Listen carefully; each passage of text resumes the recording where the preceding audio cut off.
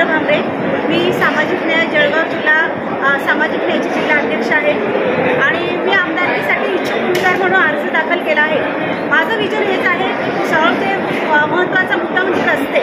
भुसावळमध्ये रस्ते खूप आहेत, असं वाटतं की आपण रस्त्यावर चालतो की खड्ड्यात चालतो हेच कळत नाही। तर पाण्याची व्यवस्था झाली पाहिजे, वीज वगैरे आणि महिलांची सुरक्षा, तसंच बेरोजगार तरुणांना हाती काम मिळाले पाहिजे, बचत गटवाल्या महिलांना सुद्धा हातात काम मिळाले पाहिजे आणि भुसावळमध्ये ज्या अनेक समस्या आहेत उद्भवलेल्या त्या समस्यांवरती मी एक विचार मांडू शकते की गेल्या 15 वर्षापासून पुरुष मंडळी हे उमेदवारी मागत आहे, परंतु माझं हे मत आहे की शरदराव साहेबांनी यावर्षी महिलांना तिकीट देण्यात यावे जेणेकरून महिलासुद्धा सक्षम असते निवडणूकमध्ये लढण्यासाठी।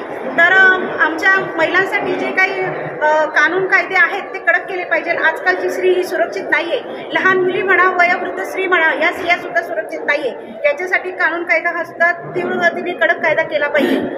बेरोजगार युवकांना हाती काम मिळाले पाहिजे।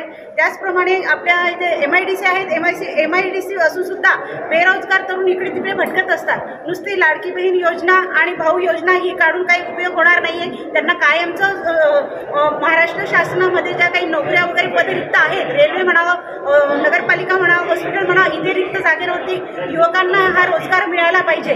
या विजनावरती मी नक्कीच काम करेल जर मला आमदारकीचे तिकीट मिळाले तर। की पवार साहेबांवरती गेल्या दिवसापासून काही लोक टीका करत आहेत, परंतु ते विसरून जात आहे की ते पवार साहेबांच्या छत्रछायाखालीच मोठे झालेले आहेत आणि असे लोक साहेबांवरती टीका करतात। तर अशा लोकांना आम्ही नक्कीच धडा शिकवणार आहे येत्या विधानसभा निवडणुकीमध्ये।